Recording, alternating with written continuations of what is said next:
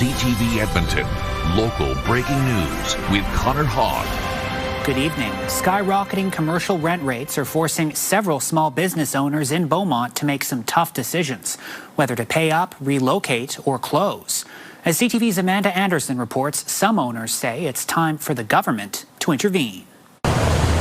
Chartier, a rustic French-Canadian restaurant, has been a staple on 50th Street in Beaumont for 10 years. A decade its owner says was filled with hurdles. So everybody's facing economic challenges. Instead of celebrating its anniversary, Chartier faces a new challenge, a rent hike. Comparable to areas of White Avenue or 124th Street in Edmonton, where the traffic volume and the just number of people in that area are significantly higher. Sylvia Chevry says many small businesses in and around Centerville have seen rent go up 30 to 50%. Some doubled. 5 different businesses have been closed in the past 2 months.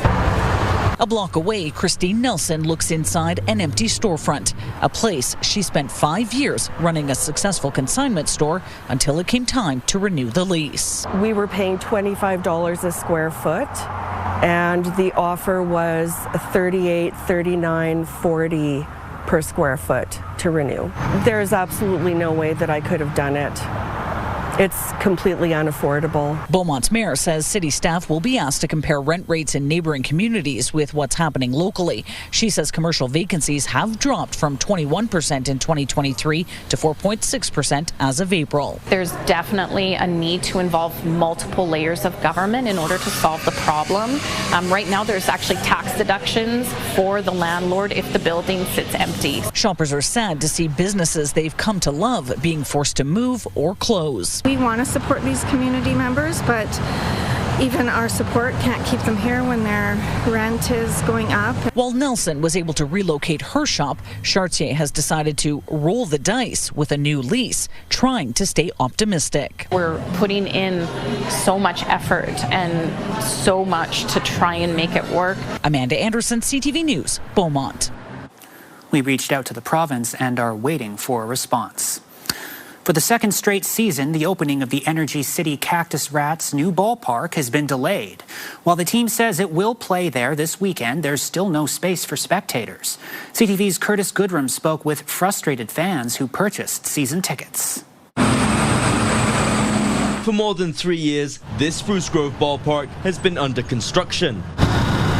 Since 2025, fans have been waiting to attend their first home game. The WCBL team revealed on social media fans will have to wait longer. I think a lot of people they don't want to go anymore. It's too disappointing. Sandy Miller was a season ticket holder. It was so frustrating because they kept coming back and saying, oh no, we're going to open. She spent more than $1,000 on season tickets. She says she received a full refund after months of phone calls and emails with the team. It's a lot of money to have sitting there and not have anything, and them saying, well, no, we don't give refunds. You'll be the first to receive the official opening day announcement. That was a year ago. Jeff Anger is still looking for a refund. He says he was offered one and turned them down, hoping to give the team a second chance. Now, 1 year later, the Diamond still isn't open, and he wants his money back. We really wanted to go there on our free time and have fun, playing ball and whatnot. And that's a mistake on my part. I guess I shouldn't have had that much faith in humanity, heaven forbid. But here we are, no baseball. The team says the ballpark will open for fans in phases this season, and if they miss any games, fans will be credited for tickets next year or will be given extra tickets for friends and family. We were promised tickets for 2025 season. Here we are partway through 2026 and we ain't got a parking lot. And you drive by and you don't see any change. It's just very, very disappointing. Both Miller and Angus say they will not be buying season tickets again. It's sad to say because I like ball, but I would never go again. The team will be on the field this weekend. It says more updates will be coming. The team did not respond to CTV's request for an interview. Curtis Goodrum, CTV News, Edmonton. A man previously convicted in 2 church fires south of Edmonton is now facing dozens of new charges. Police say between October and November of 2025, 5 properties under construction were set on fire. Last week, police laid 27 charges against 40-year-old Peter Jones. They included arson with disregard for human life and break and enter to commit arson. In 2010, Jones was sentenced to 4 years in prison related to fires that destroyed the Wetaskiwin First United Church and St. John's Lutheran Church. Police have laid a second-degree murder charge in the death of a 74-year-old man. On Monday, police say officers found the body of the senior in the area of 104th Avenue and 122nd Street. Earlier, police were responding to a family dispute at a West Edmonton condo. While arresting a 36-year-old man at that scene, officers obtained information that led them to the body. Police have now charged the 36-year-old with second-degree murder. Police say the two men knew each other. No charges have been laid after a man was hit by a vehicle in a parking lot and died. Thursday night, officers were called to a parking lot near Millwoods Road and 28th Avenue. They found an injured 23-year-old man who was declared dead by paramedics. Police say the man had previously approached a vehicle in the parking lot and there was some sort of confrontation. Police say as the driver was leaving, the man was inadvertently hit by the vehicle. No charges have been laid. Investigators do not believe the driver was speeding or intoxicated. Alberta's Internet Child Exploitation Unit has uncovered one of the largest collections of child sexual exploitation content in its history. Police say that more than 500,000 photos and videos were found on several hard drives seized from a home in Okotoks last month. Police aren't sure who the victims are or where they're from. Okotoks RCMP helped with the investigation. It began in January when the RCMP's National Child Exploitation Crime Center shared a tip with Alert. The team says the more than 500,000 images and videos is deeply disturbing because they likely were used to trade and fuel demand. It is an incredible number, and to give it some context, when you look at both investigative agencies that operate out of Calgary and Edmonton, combined in the last 12 months, both units recovered over 600,000 images and videos. A 35-year-old man is facing a number of charges. Gibbons Town Council says the province's financial viability review doesn't tell the whole story. The town will vote later this month on whether it should remain a heavily indebted municipality or become a hamlet of nearby Sturgeon County.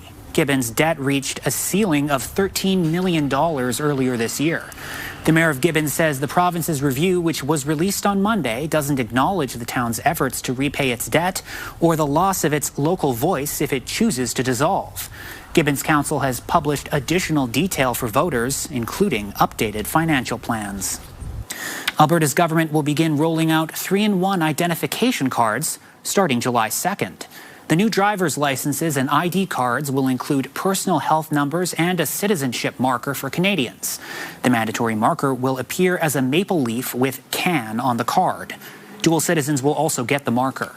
The Canadian Civil Liberties Association says the new card raises concerns about people's rights and privacy. The UCP government says it will streamline access to services and replace the old paper healthcare card.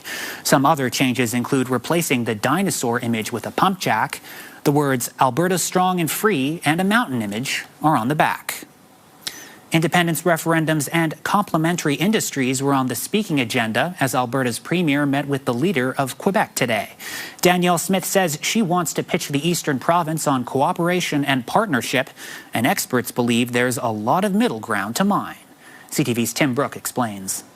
Alberta's premier was out east Wednesday for a meeting with the new premier of Quebec. We have the opportunity for an incredible collaboration and partnership on trade. Thank you. Yes. And let's get to work. Yeah. The small language barrier aside, Danielle Smith and Christine Frechette say they're on the same page. Both want to make interprovincial trade simpler and partner in manufacturing, tech, agriculture, and of course, energy. Alberta is keen to collaborate on an east-west energy corridor as discussion about energy, sovereignty, and security become increasingly relevant. This is something I look forward to discussing with Madame Frechette, who expressed her interest in the idea. Smith told business leaders Quebec can be Alberta's gateway to Europe in the same way BC is its gateway to Asia. But out west, there are still questions about expanding that gateway. We're waiting for the proponent to come forward with the route that they want to propose. That's how the MOU was structured, and that's how we will work with Alberta and British Columbia on this issue. Any infrastructure, east or west, will need Indigenous partnership, And right now, many First Nations say separation sentiment isn't making them eager to do business. It's a red flag. How do you expect to move any type of project forward here in our territories when we don't know who we're dealing with? You know, industry wants certainty. Back in Quebec City, both premiers say there's a lot of common ground between their provinces, and experts believe Smith wants there to be even more. Sometimes described as asymmetrical federalism. Quebec has its own pension plan. It has opted out of some federal programs while still getting money from the federal government. And that's clearly the model that Danielle Smith wants for Alberta. Tim Brooke, CTV News, Calgary. EPCOR says Edmonton's stormwater and drainage systems held up well to heavy rain over the past few days. EPCOR says it received 188 calls over 3 days related to ponding and pooling water in Edmonton. It says teams worked 24/7 to respond to all of those calls. When it comes to flooding in homes, EPCOR says prevention is always the best method. EPCOR says after some major rain is a good time to do a check around the outside of your home. You're looking for wherever there's any pooling or ponding water. That indicates you might have a bit of a trouble area that you might need to address as well. Taking a look in your sump pump, making sure that it's running still. Again, after a storm event is over, you can still have a time the ground's catching up. So again, it's normal to have your sump pump run for a period after a storm event. EPCOR offers free inspections from flood prevention specialists to proactively look for any problems in your home. For many farmers in northern Alberta, it's been a slow start to the seeding season. The rain has forced them to stop what they're doing, and now they're running out of time. As CTV's Evan Kenny reports, they could be waiting a while still. It's quiet at this farmer's field near St. Paul, a bad sign this time of year. It's because of this. Some guys have barely even started, some guys are just about finished, but this will put us back another week, 2 weeks. Josh Robbie was about 2/3 of the way through seeding his 2,500 acres when the water started coming down. In his 20 years on the farm, he's never seen so much rain to start the season. Maybe a few inches, but never 6. It's too bad it couldn't have been spread out over the month instead of one weekend. Robbie and many other farmers in northern Alberta are having to change what crops they're planting. It already has limited us to certain crops. After a cold late spring, plus this moisture, wheat is off the table for many farmers. The window to plant canola is nearly closed. You really don't know if you're going to have a late spring and an early fall, and that would be the most dangerous combination of all, and we have no way of predicting that at this point.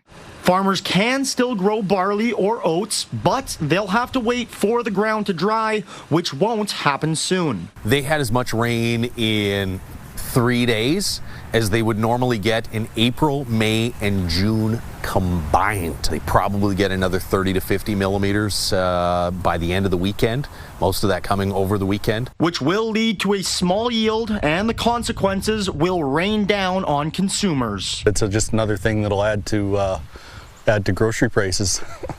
Because if a lot of the crops don't get seeded, or if they're flooded out, there just won't be as much grain. Ag experts say while the conditions are poor for crops, the weather should benefit livestock farmers and their pastures. Evan Kenny, CTV News, Edmonton. Coming up next, ever heard of a side quest before? A coffee shop community is helping people find small adventures together.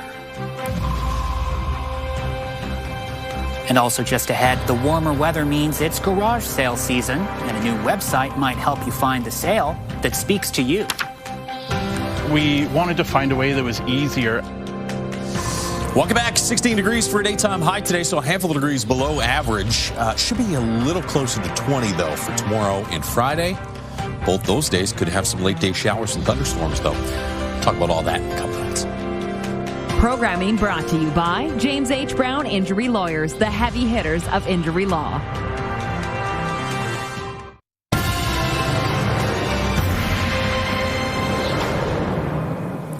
A summer of soccer is right around the corner in Edmonton.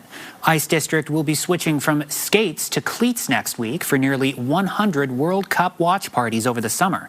The turnout at Commonwealth Stadium Monday night inspired the size of the plans for the watch parties. It sort of shows that Edmonton is a is a big event city and not just a hockey city. Maybe not challenging the Oilers just yet, but that excitement is there, and that cultural compassion and passion is there, that it touches so many different people's lives.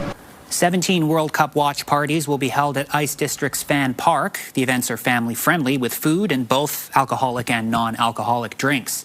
Many more viewing parties will be held at the Moss Pit and Ice District Plaza, as well as a community kids soccer tournament. Tim Adams of Free Play for Kids says the summer of soccer is going to be a big deal for a lot of kids in our city.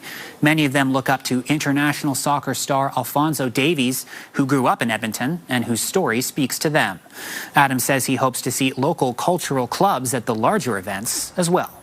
You see so much of it, of everybody, reflecting their birth country, reflecting their new home country, almost wearing the split jersey and being pulled back and forth. And that is the excitement of the World Cup, is that you get to celebrate who you are and who you're becoming. In addition to all the other games, a Canada Day World Cup event will also happen in Fan Park. It'll feature music, food, cultural programming, and of course, live match viewing all day. The first Fan Park watch party is next Friday, and all of the Ice District World Cup outdoor events are free to get into. An Edmonton cafe is setting people up for small adventures through community bargaining. As CTV's Miriam Valdez-Carletti explains, it's a way for people to connect through hobbies without payment. Connecting beyond a cup of coffee is something Adi Vora wants for his customers. The quest board was kind of my idea to help bring the community together a little bit more through a more systematized means and a non-monetized means. Labo Coffee's side quests are simple. Instead of asking for money, you can exchange services with someone by putting up a form on their bulletin board. It's called a side quest, a video game reference to an optional task. The truth is, everyone has niche skill sets that they can contribute to other people's lives if you just take the time to think about it a little bit more. It can be anything from exchanging mixtapes to tarot card readings, something Andrea Didio offered up for some greenery. I wanted plants. Spring was coming up and I wanted to get some saplings. We just got a little terrarium. She posted this side quest and met up with a new friend at Labo. I think it is really fun, thematically, that it's not just, you doing a favor for a favor. It's we're going on a quest and we're going to help these people out. I feel like we've become really risk averse on social media, and anonymity kind of helps with that a lot. But I feel like this is a way to put yourself out there. Vora says it's one of the reasons he created the side quests, to provide a more natural way for people to connect offline. We do need to be innovative. We do need to be creative. This clinical psychologist says in a digital world with long commutes and busy schedules, it's important to create your own opportunities. For meaningful, low-pressure, in-person interactions that can help to foster a sense of belonging. Some people don't even care about it. Some people just want to do it because they want to connect, and that's meaningful enough to them, right? If you're looking to level up, you can sign up at Labo Coffee and choose an adventure of your own. Miriam Valdez-Carletti, CTV News, Edmonton. An annual concert series returns to Edmonton's French Quarter this week. The patio concert starts its 9th season tomorrow night at La Cité Francophone. The series showcases local musicians while giving listeners a chance to try food and drink from Café Bicyclette. Tickets for the series are available for less than $20. Organizers say all the proceeds go directly to the performers. Full food service by Café Bicyclette, and it really is an opportunity to showcase, highlight, and share our incredible wealth of musicians and talent here in the Edmonton and area with all of our great audiences that we have in this area. Performances take place throughout the summer with more dates to come. Coming up after the break, some Edmontonians have created a new website that they hope will make searching neighborhoods for garage sales a thing of the past. They don't have to drive around all over the city, so it is a very convenient process.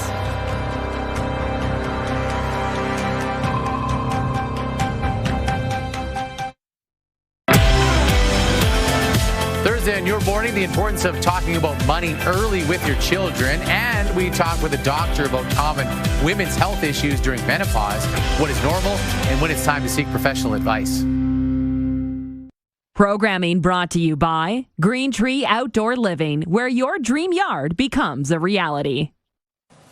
Welcome back. 8 degrees this morning, 16 for a daytime high. It's 5 degrees warmer than it was yesterday. It's also 5 degrees cooler than average. I think we're a little closer to average for tomorrow and Friday, but probably not back into the low 20s until early next week. We've had some showers and thunderstorms here in through the west. We'll see some increase in cloud through tomorrow morning here in the Edmonton region, and then late afternoon, early evening, a chance of some showers and thunderstorms. This is really almost north to south, right across the province. Almost everybody at some point tomorrow.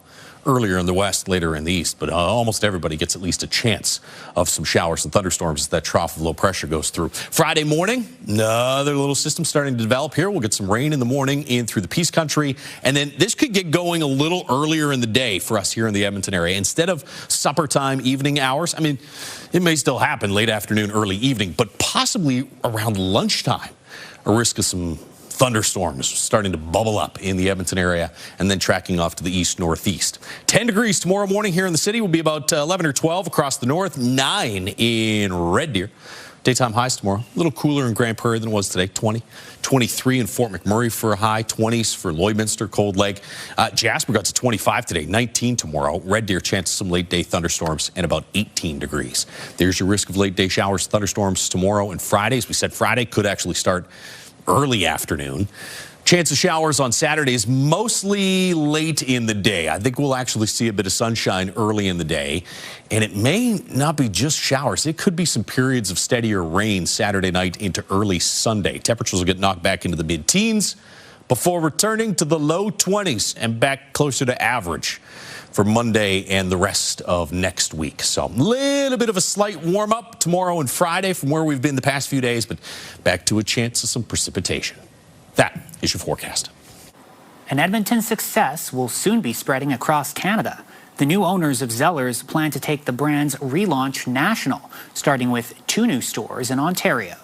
The first new Zellers store in Canada opened here in Edmonton in Londonderry Mall back in October.